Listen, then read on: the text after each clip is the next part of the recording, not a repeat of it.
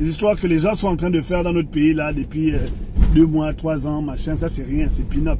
Ce qu'il faut tenir compte, ce dont il faut tenir compte, c'est où est-ce que l'on amène le pays dans les 50 prochaines années. Parce que les gens qui sont aujourd'hui en train de vouloir nous gérer et qui n'y arrivent pas et qui sont en train d'essayer de gérer le Gabon, ils n'y arrivent pas. Ils ont des plans à court terme avec des stratégies sur 5 ans maximum, sur 2023. Or, vous ne comprenez pas que l'issue de la prochaine échéance électorale qui fonctionne selon le calendrier électoral français, parce que c'est les Français qui décident quand est-ce qu'en Afrique, les gens vont rentrer en élection pour pouvoir gérer leur calendrier à eux. L'issue de cette élection-là pourra déterminer une fois de plus la destinée de notre pays. Il faut comprendre que ça va déterminer une fois de plus la destinée de nos pays, la direction de nos pays et la direction de notre pays, particulièrement le Gabon. Je n'ai jamais fonctionné selon le calendrier des bongos ou de tous ces singes-là parce que ils n'ont jamais rien fait pour pouvoir faire en sorte que moi, en tant que Gabonais, je devienne un homme. Rien. À part si je décide de lécher leur parti privé, je n'aurai jamais l'avantage de devenir un homme si je ne le fais pas. Donc moi j'ai décidé de m'extirper de cette jungle dirigée par des tocards parce que je pense que mes parents m'ont fait intelligent. Ils m'ont créé avec un cerveau qui fonctionne. Et il n'était pas possible pour moi de devenir un homme en étant agenouillé vis-à-vis de personnes qui n'ont aucune vision à part l'enrichissement personnel. Et cet enrichissement personnel a fait en sorte que aujourd'hui, 60 ans plus tard, le Gabon soit au début de la réflexion de savoir comment est-ce qu'ils vont peut-être commencer à devenir un véritable pays. À part ça, c'est l'enrichissement personnel. Et les gens qui nous ont colonisés ont bien compris ça. Ils ont bien compris que les petits nègres, là, ils aiment l'argent. Donc il va falloir faire d'eux des petits riches, des petits milliardaires, de manière minimale, au minimum, c'est-à-dire ils sont très riches, mais c'est la population minimale qui sera très riche et la majorité sera très très pauvre. Et pour regarder dans toute l'Afrique francophone et même l'Afrique anglophone, c'est toujours le même topo. Il y a des personnes qui sont extrêmement riches. En général, ils coquinent avec le pouvoir et la majorité des Gabonais, la majorité des peuples africains sont... J'ai voulu vous amener sur une réflexion basée sur les histoires de fond de culottes dont beaucoup de Gabonais sont friands. Mais, excusez-moi, à part les problèmes de pédophilie qu'il y a aujourd'hui, je ne vois pas ce qui pourrait m'intéresser dans le fond de culotte des gens. Mais par contre, comme je dis et je redis toujours, je serai toujours contre toutes les formes d'injustice qui existeraient de par mon pays et dans les pays dans lesquels je vis. Donc, vous ne pourrez pas m'enlever ça. Donc, pour cadrer le débat, j'ai 33 minutes normalement selon mon GPS, pour cadrer le débat, il faut vous dire une chose. Qu'est-ce que nous voulons pour les 50 prochaines années pour notre pays? Alors, je vais vous refaire un topo. 1960, Gabon indépendant, la France nous colonise le cerveau. Ils ont colonisé non pas seulement nos terres, mais ils ont colonisé nos cerveaux. Ça veut dire que même les mots qu'on utilise sont les mots qu'ils nous ont mis dans leur langage, dans nos têtes. Et ils nous ont conditionnés à pouvoir faire du tort à tout le monde, c'est-à-dire nous-mêmes, sauf à eux. Donc depuis là, on vit selon le dictat français qui analyse nos mouvements parce que avant de commencer à penser dans ma propre langue, je commence à penser dans la leur. Donc il y a un contrôle total de ce que nous sommes depuis bientôt 60 ans, sinon 100 ans, depuis qu'ils ont annexé les pays africains. Donc il faut être clair avec ça, il ne faut pas faire semblant. Donc il y a des gens qui sont pro-culture française, il y en a qui sont contre la culture française. Voilà. Maintenant, dans le grand échiquier mondial, on se rendra bien compte que les 4 nations qui se sont partagées le monde, en tout cas le monde occidental, il y aura les anglophones, le royaume anglophone, il y aura les francophones, les espagnols et les lusophones. Après, maintenant, c'est à nous de choisir dans quel camp nous sommes. Est-ce que nous sommes dans le camp où on parle maintenant espagnol et on quitte la sphère francophone? Ou est-ce qu'on est dans un camp où on décide de parler anglais et on quitterait la sphère francophone? Moi, personnellement, je suis dans un pays où on parle les deux. Donc, je me suis quand même donné le choix d'avoir la possibilité de réfléchir avec 2 systèmes linguistiques bien précis. Parce que lorsqu'on colonise ton cerveau, on commence par coloniser, on commence par écraser ta culture et imposer la culture du colonisateur avec tout le package que ça, c'est-à-dire religion, langue, culture, science, et tout viendrait de la part du colonisateur. Voilà ce qu'ils ont fait de nous. Il faut être un peu honnête avec ce que nous sommes aujourd'hui. Nous sommes donc des espèces d'Africains dont on a effacé le cerveau, complètement effacé le cerveau, et on vous a fait rentrer des notions qui feraient croire que tout ce qui vient de chez le colonisateur est mieux que chez nous. Ça, c'est un point de vue. Un point de vue qui n'engage que moi, et historiquement, je peux vous prouver que tout ce que je vous dis là, c'est ce qui s'est passé. Ils ont annexé nos pays, ils ont fait de nous des maboules, ils ont fait croire que leurs dieux sont nos dieux, et leurs dieux, ils y croient moins que nous croyons en nos dieux, des pauvres Africains. Il faut leur arracher la terre et leur donner les religions. Maintenant qu'on n'a plus la terre, on est en train de demander à Dieu de nous redonner maintenant qu'on a leur religion, on demande à Dieu de nous redonner notre terre, que Dieu nous rendra notre terre. Résultat, on est toujours en train d'aller prier chez des gens dont on nous a importé la religion. C'est ça la réalité, les amis. C'est ça la réalité. Et les gens n'ont pas la force de reconnaître que la religion dans laquelle ils sont n'est peut-être pas la solution. N'est peut-être pas la solution. Ou est une des solutions, mais peut-être pas celle qui serait à 100% efficace pour nous. Donc on est dans cette espèce de navigation, où on se cherche depuis. Et on demande à Dieu de venir nous aider. Bon, il nous écoute. Il nous a donné un AVC, 2 AVC au branquignol qu'on appelle Ali Bongo. Et on continue à croire qu'il va encore faire plus. À dire qu'on aurait dû se servir de ce petit coup de main du destin pour entériner la fin de la dictature. Mais non, on est resté dans une passivité verbiale, une logorée verbiale et une passivité au niveau des actions. Heureusement que la résistance fait ce qu'elle peut. Donc c'est ça, le système dans lequel on est. Où on croit en tout sauf en nous-mêmes. Et aujourd'hui, il faut se poser les questions. Se dire, mais on est dans ce système-là. On est dans ce... Ça fait quand même 60 ans qu'on tourne quand même en rond, avec des scandales, des meurtres, de la saleté sur notre terre et sur notre tête. Depuis 50 ans, on se bat, on est en train de se battre et on n'arrive pas à comprendre pourquoi est-ce qu'on n'avance pas. Et aujourd'hui, on hérite d'un petit rigolo, qu'on appelle Brice Farjon, c'est ça Farjon, un gars qui ne connaît pas les affres de la circoncision. Lorsqu'on parle de pédophilie, là, il en fait partie.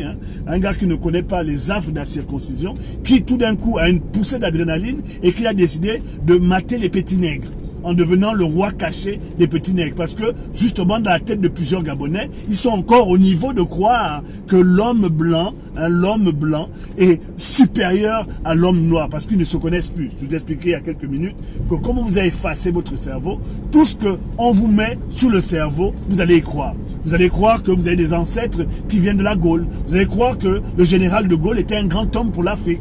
Vous allez croire que la France va vous sortir du sous-développement parce qu'elle vous donne de l'argent, qu'elle vous pille pour vous développer et augmenter vos dettes.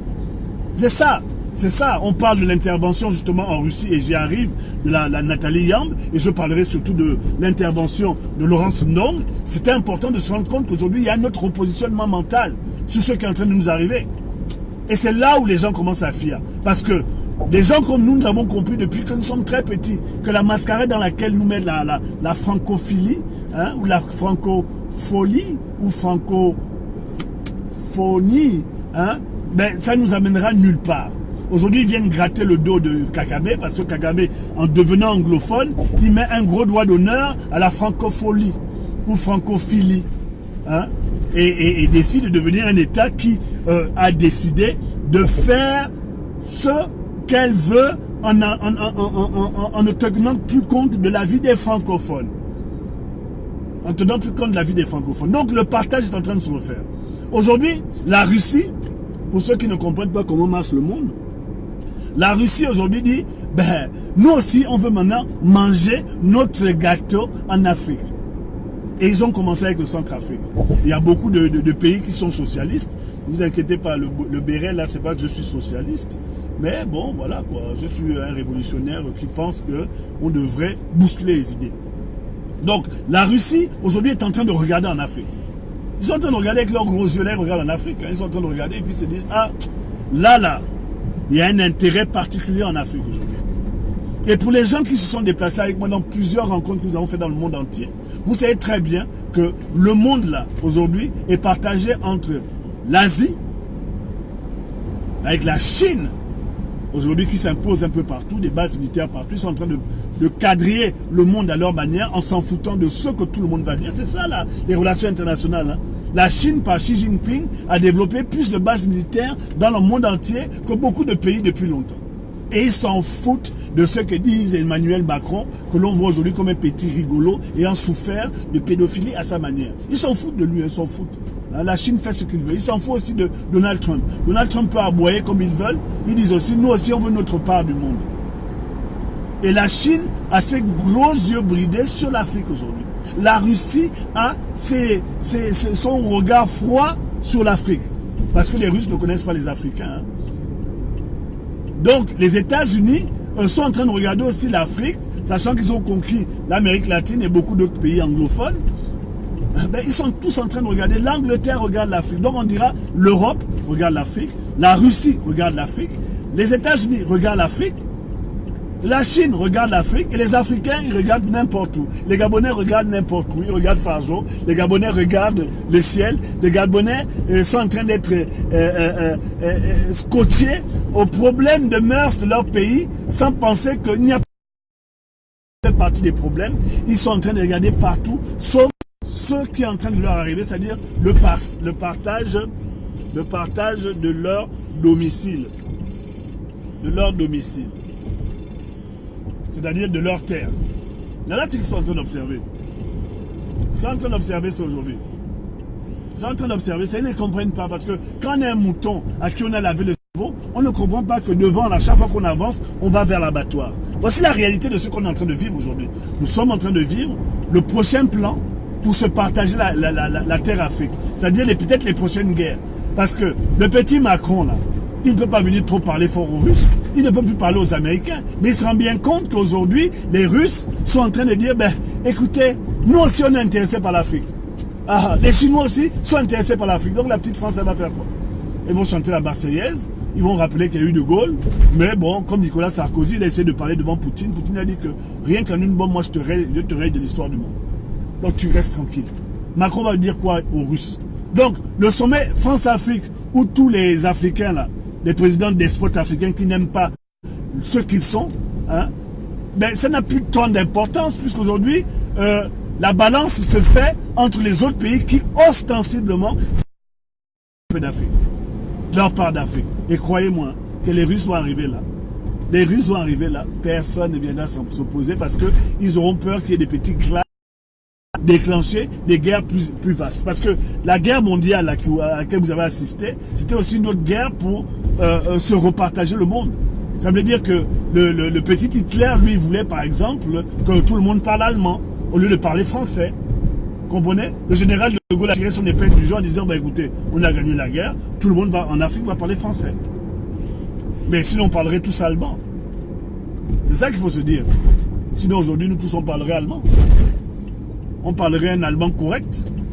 Mais le monde en a voulu autrement et puis ils ont commencé à décrier des horreurs qui sont passées. Mais comme je vous dis, hein, les horreurs qu'il y a eu chez les nazis, hein, envers tous les peuples qu'ils ont massacrés, ne sont pas moins ou plus importantes que les horreurs que la France a commises en Afrique lorsqu'ils ont décidé par exemple d'exterminer les Kouélés, les Pounous, les Fans, les Bamileke, les Bassa et tout ça. Hein, c'est pareil, hein, c'est la même chose que les Allemands ont fait avec les Herero. Donc si on parle de cruauté dans la volonté d'annexer un pays, pardon, moi je n'ai pas de leçon à recevoir de la France. Donc il faut être clair dans notre histoire, il faut être clair dans la direction que vous voulez que nos choses prennent. Donc là, clairement, qu'est-ce qui est en train de se passer? Ils sont en train de se dire, bon, là, on va maintenant se partager le pays. Et maintenant, c'est à nous, les populations locales, de se dire vers où on veut regarder. C'est ça le véritable enjeu. Hein, parce qu'il y a les ressources et aussi l'eau. Hein. C'est maintenant nous, de nous dire aujourd'hui, bon, là, on veut regarder où?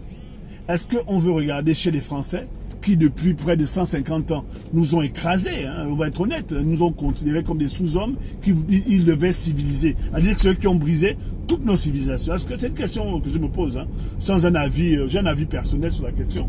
Moi, j'ai quitté la France, donc mon avis est clair. Je ne peux plus vivre dans ce pays-là, sauf pour aller faire les courses sur les Champs-Élysées.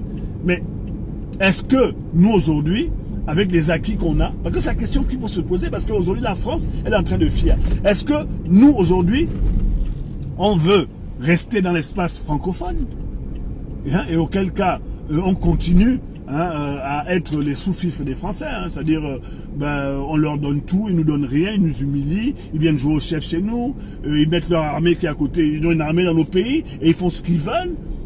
où on se dit, il y a quand même d'autres alternatives. Kagame, en moins de 20 ans, ça fait 19 ans qu'il est président de son pays, mais il a réussi à changer de langue.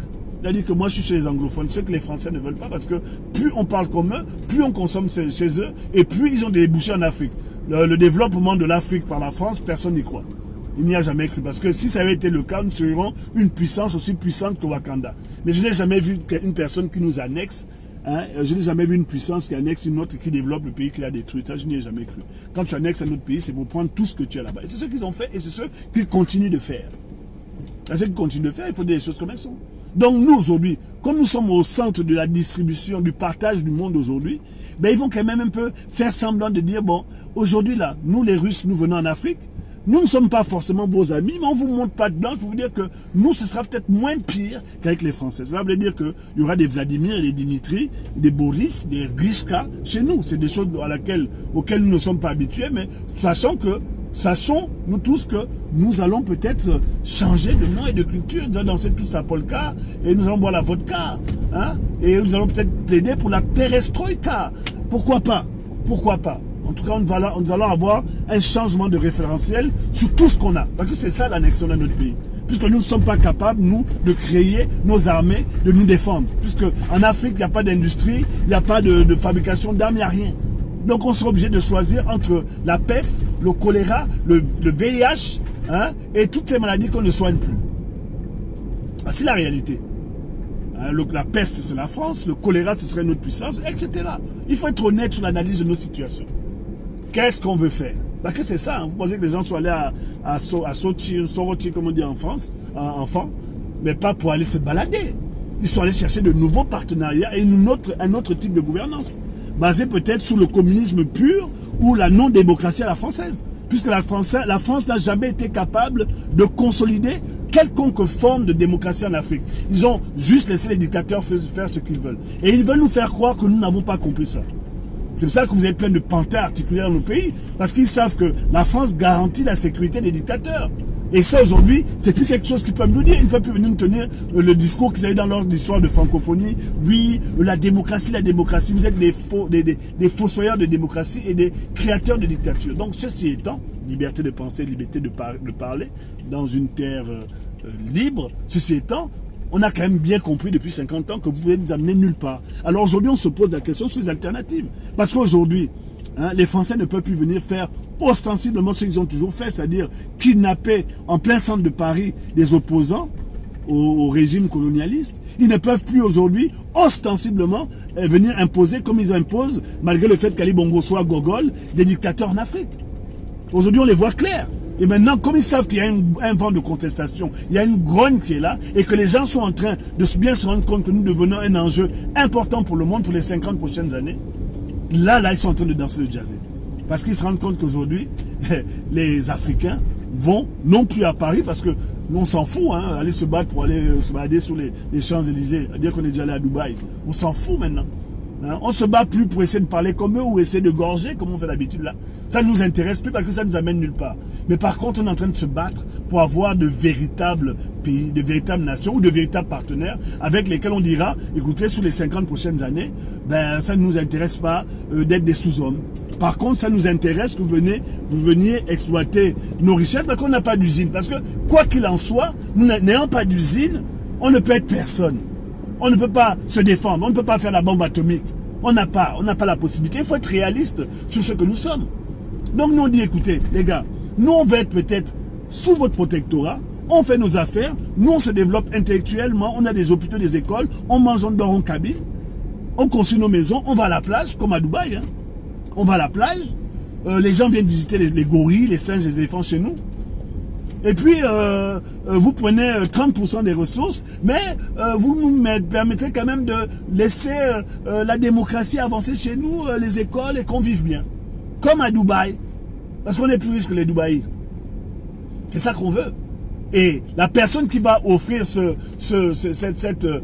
possibilité, hein, parce qu'aujourd'hui, après 60 ans après la décolonisation, on se rend compte qu'on ne s'en sort pas tout seul, parce qu'on a mis des incapables à la tête de nos États. Donc la personne, hein, le pays, la puissance qui dirait, écoutez, nous on sécurise ça là. Pendant 2 ans, il y aura peut-être une guerre. Mais après la guerre, là, peut-être qu'après la guerre, là, on va peut-être commencer à avoir un peu de notre soleil. Parce que c'est ça les enjeux, hein. Il n'y a pas autre chose. Bien sûr, je suis pour la libération de l'Afrique. Oh, Aka. Je suis pour la libération de l'Afrique. Mais tant que les guerriers, les frères guerriers africains utiliseront leurs lances et leurs cailloux, vous comprenez bien que à un moment donné, la bombe, les avions qui lâchent des bombes, ce sera beaucoup plus puissant. Ce sera beaucoup plus puissant. La pénétration des autres puissances que la France en Afrique, ça a déjà été essayé. Dans les années 60, ma mère me disait que lorsque on se rendait compte qu'il y avait un fort sentiment anti-français en Afrique, et les Américains ont commencé à donner du coude. Hein. Ils ont commencé à cogner les coudes. Ils ont commencé à proposer d'autres solutions pour les Africains. Et oui, ils l'ont fait. Et ma mère me disait que ce qui faisait, comme on avait un très fort sentiment anti-français qui a toujours existé, il ne faut pas vous leurrer. Mais qu'est-ce que les Français ont fait? Ils ont pris, étant conscients de la situation des Noirs aux États-Unis, il y avait des avions qui circulaient au-dessus de Libreville qui balançaient des prospectus. Oh, regardez, vous voulez aller chez les Américains? Regardez, les Américains sont en train de tuer les Noirs. Il y avait plein de prospectus. Demandez à vos parents. Ça s'est passé comme ça. Tout ça pour vous faire comprendre que l'enjeu de l'Afrique et l'enjeu du Gabon est très très important aujourd'hui.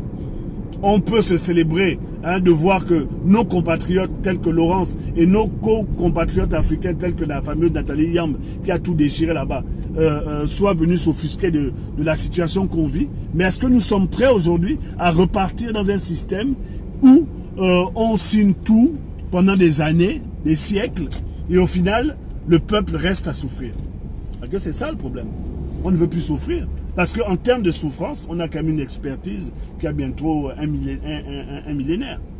Et peut-être 50 ans sous le joug de la France. Parce qu'aujourd'hui, la France, avec tous ces racistes là qui dirigent l'Afrique, les Drian, le Drian, Gérard Collomb, des gars qui ont un mépris incroyable pour les Africains, hein, ils comprennent bien que nous, on les regarde maintenant en se disant, bon, vous avez dégagé quand? Parce qu'on n'en peut plus. On n'en peut plus. Hein. Ils nous ont annexés, ils nous ont mis en esclavage, ils ont pompé, ils ont fait tout ce qu'ils voulaient, mais nous, on n'en peut plus. On n'en peut plus. Donc, ils savent bien qu'on n'en peut plus, hein, que nous n'en pouvons plus. Donc, ils sont en train de chercher maintenant les alternatives, puisque les Africains ont les visas pour venir parler de la France en Russie. Et vous allez voir que les Américains vont faire exactement la même chose dans leur pays. Ils vont nous inviter pour parler de notre futur, que certainement eux ou un autre pays, une autre puissance pourra garantir. Parce que c'est ça la guerre des puissances. Ça allait faire du bruit dans le pays des autres. Et pendant que Emmanuel Macron est en train de jouer le yo-yo depuis 3 ans qu'il est président et que la dictature est en train de se renouveler en Afrique, mais les Africains feraient mieux de regarder ailleurs. Parce que de la France, on n'obtiendra plus rien. On n'obtiendra plus rien. Et on n'a jamais rien obtenu en fait. À part acheter chez eux, manger chez eux, danser sur leur fausse musique et leurs fausses chansons. Ils veulent nous apprendre à danser, à dire qu'ils ne savent même pas danser eux-mêmes. C'est ça la vérité. C'est ça la réalité du combat qu'on est en train de mener. C'est se dire que comme les Cubains, aujourd'hui, on ne sait pas si ce sont les Chinois ou les Russes, mais en tout cas, eux, c'est difficile pour eux, mais au moins, ils ont choisi hein, d'être autonomes, même si c'est difficile. Et avant d'avoir un choix, ils n'ont pas besoin d'appeler Colas, ils n'ont pas besoin d'appeler Bouygues pour faire quelque chose. Non. Eux, là, ils fonctionnent avec leur propre système de valeurs. Et c'est ça qu'il faut comprendre. Donc, quand vous allez voir les gens aller en Russie, il faut les encourager parce qu'ils sont en train de montrer qu'il y a une autre alternative. Et le simple fait qu'il y ait ce sommet en Russie, regardez comment les Français sont en train de danser, les Américains sont en train de danser, la Chine est en train de danser. Et vous allez voir que la Chine aussi a son sommet Afrique-Chine. Et pendant qu'on vous met l'argent plein dans les poches, hein, comme ils ont fait aux despotes africains qui croient qu'ils sont riches, Ali Bongo croit qu'il est riche, eux, ils continuent à piller. Parce que c'est ça la réalité de notre combat. Ce n'est que ça la réalité de notre combat. C'est comment est-ce que nous allons avoir des partenaires qui pourront faire en sorte que nous puissions remonter un peu notre niveau de dignité et de considération dans le monde. Parce que vous savez très bien que, par exemple en France, quand tu es un petit noir, hein, tu épouses une petite femme qui n'est pas noire, donc française, c'est des problèmes. Parce que ces gens-là mettent leur niveau de considération de notre personne très bas. Parce qu'ils nous ont écrasés historiquement, donc aujourd'hui, on nous voit comme des safariens, comme des rigolos. On est des gens qui nous battons pour avoir les papiers en France. Et donc vous voulez épouser leur fille blanche ou leur mari blanc, ils vont vous humilier, vont vous torturer, parce qu'ils considèrent que vous êtes des sous-hommes. Et toute la culture française vis-à-vis de l'Afrique a été faite de telle sorte. Donc c'est à nous de savoir où est-ce qu'on veut aller. Est-ce qu'on veut rester chez ces gens-là, sachant que pendant 100 ans, ils n'ont fait que la même chose, c'est-à-dire nous mettre en bas, en bas, en bas, en bas, nous taper dessus, nous taper, nous taper, nous taper dessus, à nous faire croire que nous sommes des sous-hommes, nous faire croire qu'il n'y a qu'un blanc qui peut gérer notre pays, parce qu'il faut recoloniser avec les bêtises comme les pharaons. C'est cette image que ça renvoie. Ou on décide de voir sur le marché des nations qui veulent rentrer en Afrique, quelle est celle qui nous offrira un peu plus. Parce que un peu trop, on ne pourra pas, parce qu'on n'a pas construit de force politique pendant 50 ans. Et tout ce qu'on est en train de faire depuis, c'est du bruit. C'est du bruit. Omar Bongo a fait ses 42 ans de pouvoir totalitaire, hein, où il était extrêmement riche. Sa richesse, là, ils n'ont jamais récupéré ça. Ils sont en train de se oise depuis des années, mais ils savent très bien qu'ils ne récupéreront rien. Le Mobutu a fait la même chose. Tous les despotes africains ont fait la Zimbabwe, là. Il a fait la même chose. Mais au final, ils ont été très riches toute leur vie. À la fin, il va falloir que ce soit l'argent public qui soigne les conneries d'Ali Bongo. C'est-à-dire que tout l'argent qu'il a volé, là, tout l'argent qu'il a volé, il aurait pu s'acheter la nationalité gabonaise, l'amour des Gabonais. Au lieu de jouer le Biafrais de service, sur lequel tous les Gabonais aiment taper. Non, il a décidé de jouer le Biafrais, le rôle du Biafrais de service. Hein, le petit gros Sointan qui est très méchant. C'est le rôle qu'il a décidé d'avoir. Être le plus gros Sointan très méchant. Au service de la France. La nation de Gaulle. Hein, qui est venu écraser hein, les Africains. Hein, c'est ça le rôle de tous ces pantins-là. Et quand on leur donne le droit de faire ce qu'ils veulent, ils le font très très bien. Mater les petits nègres, mater leurs frères, ils font ça très très bien, avec une méchanceté qui est incroyable. Donc si vous voulez sortir de ce système-là, il va falloir à un moment donné vous positionner sur autre chose et vous dire que il y a le sommet France-Chine, le sommet Afrique-Chine, il y a le sommet France-Afrique, il y a le sommet Russe-Afrique, il y a le sommet Amérique-Afrique. Maintenant, c'est dans quel sommet vous allez choisir de manière péremptoire de chasser les gens qui vous ont fait du mal. Parce que finalement, le sommet France-Afrique, qui aura lieu bientôt, là, ce sera un sommet en demi-teinte. Les accords, tous les accords qu'ils font depuis 50 ans, les accords de la Baule, les accords de machin, les accords des ACP. C'est toujours le même truc qui tourne en rond. Ou c'est toujours les mêmes qui veulent avoir une même mission. Et aujourd'hui, il faut apprendre à regarder ailleurs, parce que la solution à nos problèmes, c'est certainement plus les lettres de Voltaire, de Montesquieu, qui vont faire en sorte que ça aille pour nous. C'est peut-être Tom Sawyer, comment s'appelle le gars qui écrit Tom Sawyer, Mark Twain, c'est peut-être Bastard Reddin, c'est peut-être même Edgar Pike, pourquoi pas, hein? Ou ce sera peut-être les grands écrivains russes, hein? Poutine, Hannibal, Poutine, tous ces gens-là. Crime et châtiment, là, c'est peut-être ça qui va devenir, c'est peut-être ça qui vont devenir nos livres de chevet, puisque nous-mêmes, on n'a pas été capables de valoriser nos propres écrivains, notre propre culture. Nous avons tourné à ce que nous sommes. Nous avons tourné le dos à ce que nous sommes. Donc, à un moment donné, il va falloir que nous lisions maintenant tous Sun Tzu, puisque la Chine peut-être va nous annexer, ou les Russes, ou les Américains, mais les Français, on les connaît par cœur. C'est de ça dont je parle. C'est de ça dont je parle. Ne pas faire les choses en petit, parce que le monde là, ce sont les grands qui sont en train de venir vers nous. Ce sont les grands qui sont en train de venir vers nous. Et est-ce qu'on va jouer les pantins à dire oui à tous les niveaux? Ou bien on va quand même faire semblant d'avoir un peu de levier, de leverage, comme on dit en anglais, pour pouvoir dire que ben, sur cette concession-là, vous n'aurez rien. C'est vrai qu'on a nos Bwiti, hein, on a notre Jobi, on a notre Njembe, hein, on a notre Melan, on a tous nos trucs là, mais apparemment, aujourd'hui, ils ont secoué nos anciens et ils ont écrasé. Donc nous, aujourd'hui, c'est comment est-ce qu'on se positionne avec notre culture pour pouvoir quand même faire face à ces gens-là qui ont la bombe nucléaire, la bombe atomique, hein, parce que nous, on n'a pas. Alors moi, Bongo avait la bombe atomique. Il a une pile, hein, la pile de clous, qui s'auto-enrichit en uranium 35. Il n'a rien fait. Il a donné ça à Eramet qui vient tous les jours, qui se sert. Or, c'est tout ça là qu'il va falloir arrêter. Il va falloir empêcher le roi du Maroc de rentrer dans le pays comme nous, on rentre dans l'arrière-train d'une prostituée. Parce que c'est ça, nous sommes des prostituées qui perdons de l'argent. On ne gagne pas l'argent, on en perd. C'est ça là. C'est essayer de mettre à nu le jeu du Maroc. Hein? en disant que, bon, écoutez, pays frères, pays amis, vous les Russes, là, vous avez qui? Les Américains, vous avez qui? Les Français, on sait qui est-ce qu'ils sont. Les Chinois, on ne sait pas, on ne les connaît pas. Mais par contre, ils ont une force de frappe, ils ont une force financière.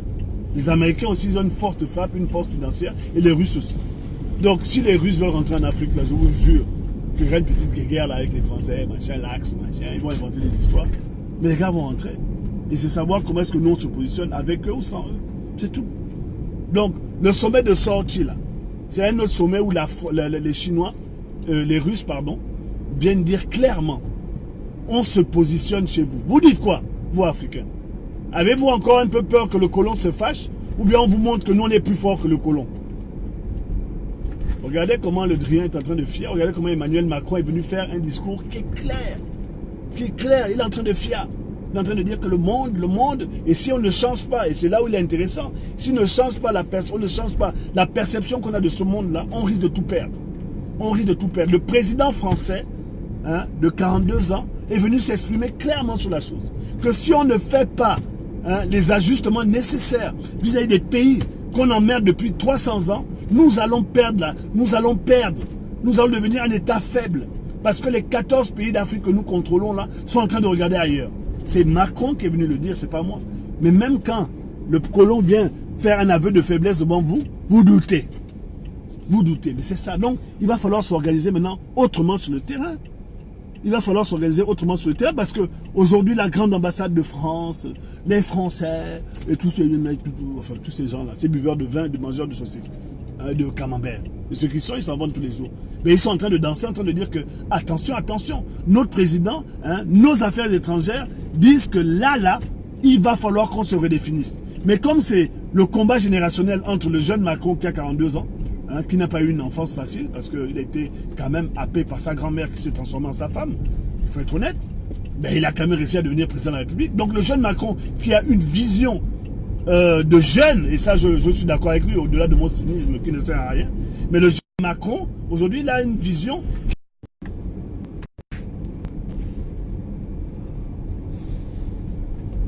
Excusez-moi, qui va à l'encontre de ce que les anciens avec lesquels il est ont. Parce que je suis intimement convaincu qu'un Le Drian ou un Colomb, tous les vieux qui sont autour de lui là, ben, ils sont comme nos vieux. Ils pensent toujours à l'ancienne époque de la France, qu'on doit demander à la France de nous aider pour la démocratie. Et lui, il a compris que là, ils ne sont plus dedans. Et sans ça, peut-être qu'Emmanuel Macron devient une personne très intelligente à mes yeux. Sans ça. Parce qu'il dit aujourd'hui, là, on risque de perdre nos colonies, le CFA, colonies françaises d'Afrique. Et aujourd'hui, vous avez des petits troublions comme, comment il s'appelle, Kémy Séba et tous les autres, qui sont en train de montrer une autre forme d'organisation. Et quand ces organisations, nouvelles organisations panafricaines, pro-africaines, aujourd'hui, ont un audimat puissant en Afrique, la Russie dit, les Kémy Séba là, il faut qu'on les accroche parce qu'ils font déjà l'unanimité chez les Africains. Pendant ce temps, vous êtes dans l'adoration de tous les Français là. Or, eux, ils sont en train de se positionner clairement. Il y a le gars là qui a créé l'espèce d'État d'Afrique virtuel là, il était en Russie aujourd'hui. Et donc Macron est bien conscient que aujourd'hui là, le monde est en train de lui filer entre les pattes. Il est en train d'alerter les vieux en disant que il faut qu'on arrête nos conneries. Et vous êtes encore là en train de croire que Ali Bongo, qui est fini, Brice Farjon, Laurent Joseph, né le 1er juillet 80 à Marseille, va faire quelque chose pour le pays, on ne pourra rien faire. Les dés sont en train d'être joués. Et à un moment donné, dans chaque pays, du côté de ceux qui sont du pouvoir, comme du côté de ceux qui sont de l'opposition et ceux qui sont de la résistance, il va falloir que ces pays puissants viennent choisir leurs leaders. Eh bien oui, c'est ça. Et ce sont ces leaders-là qui seront mis en avant. Eh bien oui, c'est ça qui va se passer. Parce que nous, on nous tape des pieds, là, on nous tape sur les pieds, on nous fait, vous dites quoi? Ah ben c'est ça qui est en train d'arriver. On nous dit, vous dites quoi? Vous voulez le changement. Est-ce que vous voulez le changement avec les mangeurs de camembert, de saucissons et de vin rouge? Ou bien vous voulez le changement pour l'élévation de votre pays? L'élévation quand même contrôlée, mais l'élévation quand même. Marché de dupes. Mais si on peut être dans un marché de dupes pendant 50 ans, où nous, on peut quand même faire en sorte que nos enfants mangent, boivent et réussissent, mais moi je vais aller chez ces gens-là. Parce que la France a failli à cette mission soi-disant civilisatrice. Et c'est là qu'on comprend que c'était ceux qu'ils ont mis devant et derrière, il n'y avait rien. à part l'enregistrement de leur pays? C'est ça la véritable question. Et Macron vous a fait cet aveu lui-même. Les vidéos sont sur Internet. Il dit, il faut qu'on fasse ça. Sinon, on va perdre. On va être relayé au dernier. Et depuis, il ne fait que faire des appels dans ce sens-là. Et il est en train d'être opposé aux vieux dinosaures de son pays. Parce qu'il est en train de dire, il faut qu'on voit les colonies là, il faut qu'on voit ça différemment. Sinon, ça va être bolé. Et vous êtes là en train de danser les jazzés. Hein? Vous êtes en train de danser les jazzés. Essayez d'être dans vos histoires de guerre intestinale, ethnique. Hein? Lorsqu'on dénonce les criminels de notre résistance. Dans notre guerre intestinale, ethnique. C'est-à-dire que les enjeux sont beaucoup plus grands. C'est de savoir comment est-ce que nous avons des hommes de vertu, hein, qui vont aller le plus loin possible dans ce combat sans qu'ils soient achetés. Parce que moi aujourd'hui, honnêtement, je vous le dis tous les jours, vous allez me payer effectivement, bon ensuite il y aura quoi? Je vais devenir quoi? Il faut des personnes inflexibles, des personnes qui sont prêtes à amener un combat très très loin et qui deviennent des personnes de référence. Des personnes de référence aujourd'hui. Et dans la résistance, on sait aujourd'hui qui? Des personnes de référence. Des personnes qui tiendront un discours qui pourra faire en sorte que ces gens-là disent que, écoutez, en termes de partenaires, nous allons aller travailler avec ces gens-là. Parce que ces gens-là ont fait montre de stabilité intellectuelle, ils ont fait montre de résistance dans le sens le plus noble du terme. Et ces gens-là vont être inflexibles sur les 10 prochaines années. Moi, ça m'intéresse de mourir sénateur. Hein, ou bien sénateur de l'ombre. Ça m'intéresse pour le Gabon, ça m'intéresse. Ça ne m'intéresse pas de venir faire des business, m'en fous. Parce que ça sert à quoi de faire des business? C'est-à-dire que la moitié du pays vit dans la merde. Donc ça m'intéresse d'être un donneur d'opinion, un influenceur, ça m'intéresse. Si je peux changer mon pays avec les gens qui vont travailler avec nous. Parce que c'est toujours ça. Il faut arrêter de croire que nous allons pouvoir y arriver dans le désordre tout seul. C'est pas possible. Il faut qu'une nation puissante vienne mettre ses billes dans notre pays. Ça, c'est la réalité des relations internationales. Il faut qu'il y ait un pays puissant derrière. Maintenant, ceux qui me croient là, c'est bien. Ceux qui ne me croient pas, ça vous regarde, c'est votre problème. Votre problème. Moi, je vous laisse. Vous m'êtes déjà fatigué.